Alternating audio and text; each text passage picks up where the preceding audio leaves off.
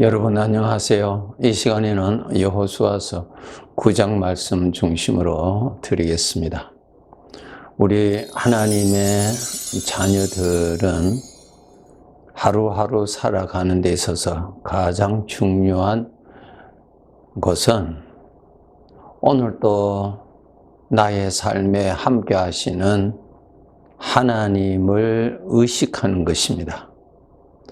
예수님을 믿는 사람이라는 뜻은 살아계시는 주님을 삶에 모시고 사는 사람을 뜻합니다. 그래서 우리 하나님의 자녀들은 함께 하시는 약속대로 나의 삶에 오늘도 지금도 함께 하시고 계시는 주님을 의식하시고 믿음으로 모시고 살아야 합니다. 이것이 세상 사람들과 다른 점인 것입니다. 세상 사람들에게는 하나님이 없으시잖아요. 우리 하나님의 자녀들은 바로 살아계시는 그분이 실제로 영으로 함께 계십니다. 함께 계시는 그분을 내가 의식하고 믿음으로 모시고 살아가야 합니다. 우리 눈으로 보이지 않는 영으로 계시는 하나님이시기 때문에 말씀을 통하여서 항상 부지런히 생각하셔야 됩니다. 말씀대로 생각하셔야 됩니다. 말씀대로 오늘도 주님의 영이 같이 하심을 의식하시고 나 혼자 사는 것이 아니라 내가 주인으로 사는 것이 아니라 내가 중심으로 사는 것이 아니라 내가 주님을 모시고 주님이 함께 하시는 인생을 사는 것임을 항상 생각하시고 그러한 관계 속에서 하루하루를 사셔야 합니다. 지금 여호수아는 하나님의 도우심으로 하나님의 인도하심으로 하나님의 역사하심으로 요단강을 건너게 됩니다. 그리고 그 큰 성읍인 여리고성을 하나님의 은혜로 점령을 하고 정복하게 되죠. 그 다음에 여리고성과 비교하여 볼 때 아주 작은 성읍 아이성을 처음에는 패배하였지만 두 번째로는 하나님의 은혜를 받아서 싸워서 정복했습니다. 이렇게 하나님의 도우심과 하나님이 친히 역사하심으로 인해서 이스라엘 군사들이 이겨 나가니까 그 가나안 땅에 살고 있는 여러 부족들이 심히 두려워했습니다. 그러한 그 부족 중에서 성읍 중에서 기브온이라고 하는 큰 성읍이 있었습니다. 그 대표되는 사람들이 위장을 했습니다. 멀리서 온 사람처럼 그렇게 위장을 하여서 이스라엘 진영으로 이 특사들이 갔습니다. 여호수아를 만났습니다. 그래서 우리는 저 멀리서 왔는데 참 우리의 성읍들을 치지 마시고 우리가 종이 되어서 모든 일들을 섬길 테니까 살려달라고 그리고 조약을 맺자고 요청을 합니다. 그때에 14절에서 16절에 보시면 아주 중요한 말씀을 하나님께서 기록하게 하시는데 무리가 그들의 양식을 취하고는 어떻게 할지를 여호와께 묻지 아니하고 여호수아가 곧 그들과 화친하여 그들을 살리리라는 조약을 맺었다 그랬습니다. 우리가 하루하루 현실을 살아갈 때에 참 훈련해야 될 것이 이것입니다.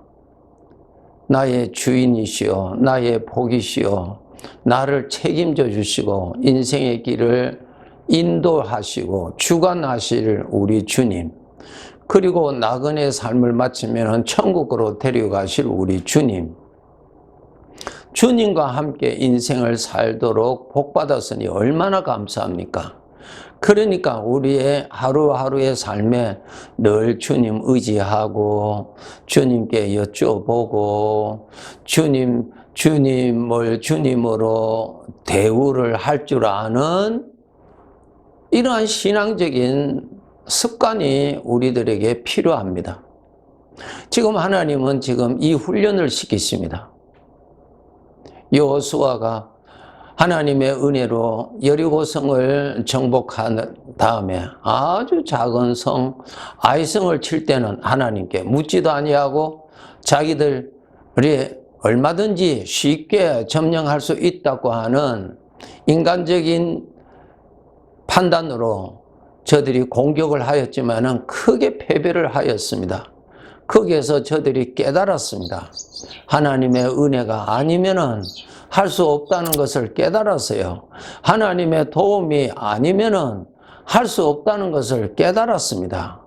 그렇게 깨달은 다음에도 또 지금 기본이라고 하는 그 성읍에서 온 특사들에게 이 속임수에 빠진 것입니다. 하나님께 묻지를 아니하였다고 하는 것이 기록되어 있습니다. 우리들도 똑같습니다. 예.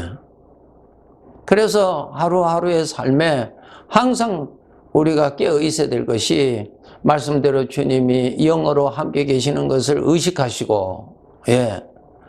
내 마음으로 그분을 모시고 그분의 은혜를 오늘 또 구하면서 오늘 또 특별한 어려움 없이 지날 때마다 주님 감사합니다. 하나님 도와주셔서 감사합니다.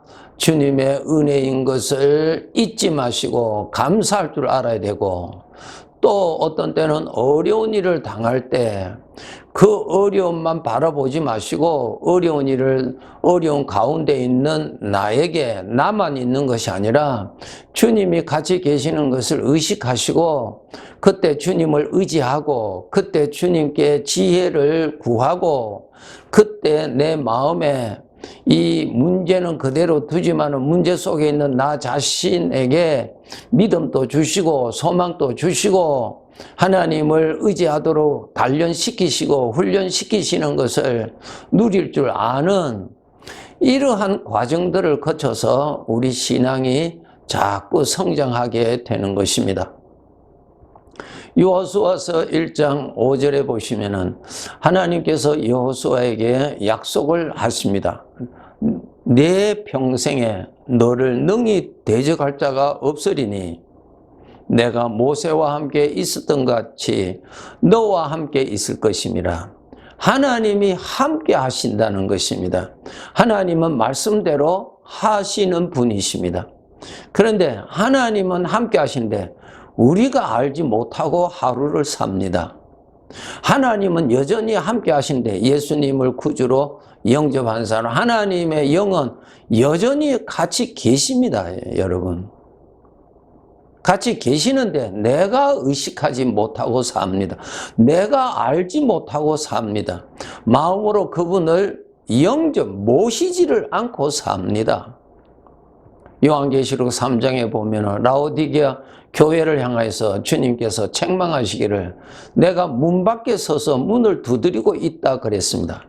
이 교회 안에 성도들은 있는데 그 교회의 주인 되시는 주님은 문 밖에 계시는 거예요. 아무도 주님을 영접하는 자가 없었어요. 주님을 모시는 자가 없었다는 것입니다. 아주 안타까운 영적인 모습이죠. 우리들이 그렇습니다. 하나님 아버지는 약속대로 성령으로 함께 하시고 계십니다. 여전히 계시는데 내가 모시지를 않고 삽니다. 내가 의식도 하지도 아니하고. 그러면은 하나님의 입장에서 볼 때 얼마나 마음이 그렇겠습니까? 예. 아버지를 기쁘시게 영접하고 모실 줄 알고 아버지를 기쁘시게 하는 그렇게 살도록 노력을 하는 그 마음을 보여드릴 때에 아버지의 이름을 부를 때에 우리 아버지가 얼마나 기뻐하시겠느냐 하는 것입니다. 이러한 신앙생활 우리가 꼭 해야 됩니다. 하나님께서 내 평생에 내가 너와 함께 있을 것이라고 약속하셨습니다. 주님께서도 말씀하셨죠. 내가 너희와 항상 함께 있으리라 그러셨습니다. 여러분, 지금 이 시간에 어려운 가운데 있습니까? 문제 가운데 있습니까? 사드락과 메삭과 아벳느고가 불 가운데 던짐을 받았습니다. 그 가운데서도 하나님이 같이 계신 것을, 하나님을 알지 못하는 바빌론 왕 느부갓네살 왕이 볼 수 있도록 하나님이 눈을 열어 주셨잖아요. 요셉이 형들이 시기하고 질투하고 하여서 애굽으로 팔아서 그가 보디발의 집에 노예가 되었을 때 그곳에도 하나님이 함께 계신 것을 요셉이 알고 하나님을 모시고 살았잖아요. 나는 아브라함의 하나님, 이삭의 하나님이요, 그 하나님이 오늘 나와 함께 영으로 계십니다. 그분을 여러분이 모시고 그분을 의지하고 그렇게 사시도록 우리는 정말 훈련해야 됩니다. 세상 사람들에게는 하나님의 영이 같이 계시지를 않습니다. 유다서 1장 19절에 보시면은 이 사람들은 분열을 일으키는 자며 육에 속한 자며 성령이 없는 자라, 하나님의 영이 없는 사람입니다. 그런데 우리는 하나님의 영이 같이 계시는 사람이에요. 이 세상 사람 두 가지로 분류됩니다. 하나님의 영이 같이 계시는 사람, 하나님의 영이 없는 사람, 영원히 분리됩니다. 하나님의 자녀들 꼭 아시고 나에게 가장 귀한 보배는 살아계시는 하나님이십니다. 내 인생에 같이 계시는 그분이십니다. 요한복음 1장 12절에 보시면 영접하는 자, 곧 그 이름을 믿는 자들에게는 하나님의 자녀가 되는 권세를 주셨다. 하나님의 자녀들은 주님을 영접하는 자, 모시고 있는 자들을 말씀하고 계십니다. 네. 창세기 5장에 보면은 에녹이라고 하는 자에 대한 기록입니다. 에녹은 무두셀라를 낳은 후 300년을 하나님과 동행하며 그렇게 했습니다. 하나님과 동행하며 하나님이 함께 계시는 그 하나님과 에녹이 동행했다는 것입니다. 오늘날 하나님은 같이 계시는데 하나님과 동행하지 아니하는 자녀들이 많이 있을 수 있습니다. 아버지 앞에 안 좋은 것입니다. 아주 어린 아이입니다. 오늘 하나님의 자녀들 정말 나에게 가장 귀한 분이 하나님이세요. 그런데 하나님은 오셨는데 우리 아버지는 나를 사랑하셔서 계시는데 내가 그분을 모르고 내가 그분을 믿음으로 오늘 또 의식도 하지도 아니하고 그분의 이름을 부르지도 아니하고 그분을 사모하지도 아니하고 그분과 의논도 하지도 아니하고 산다면은 그것은 아버지 앞에 좋은 아들이라고 할 수가 없는 것입니다. 전도서 5장 2절에 너는 하나님 앞에서 함부로 입을 열지 말아라, 그 말씀이 있습니다. 예, 하나님이 함께 하십니다. 하나님 앞에서 오늘도 사는 것임을 알고 함부로 입을 열지 않아야 됩니다. 왜? 하나님이 계시기 때문에 조심하셔야 합니다. 하나님이 없는 사람과 하나님이 계시는 것을 모시고 사는 사람이 다를 수밖에 없지요. 높으신 분이 계시는데 자기가 함부로 말할 수가 없죠. 하나님이 없는 사람, 자기가 주인으로 사는 사람은 자기 마음대로 말할 수 있잖아요. 자기 마음대로 말해요. 자기가 하고 싶은 대로 말할 수 있잖아요. 그런데 하나님을 모시고 사는 사람은 하나님이시니까, 하나님이 들으시니까, 하나님 앞이니까 절제하잖아요. 그것이 무엇입니까? 하나님을 높이는 기본 자세입니다. 기본 자세요. 그래서 우리가 은행을 조심하셔야 됩니다. 하나님 앞입니다. 하나님 앞에서 예의를 지킬 줄 아는 그러한 성숙한 자녀로 자라야 되는 것입니다. 마지막으로 민수기 14장 28절에 보시면은 여호와의 말씀에 내 삶을 두고 맹세하노라. 너희 말이 내 귀에 들린 대로 내가 너희에게 행하리라. 너희 말이 내 귀에 다 들린다, 그 말이에요. 그러니 조심하셔야죠. 그리고 심지어 내 마음속에 있는 생각, 어떤 생각을 품고 있는지도 우리 아버지가 다 보시고 계십니다. 그러니까 조심하셔야 됩니다. 그러니까 하나님을 모시는 사람이 하나님 없는 사람과 다를 수밖에 없지요.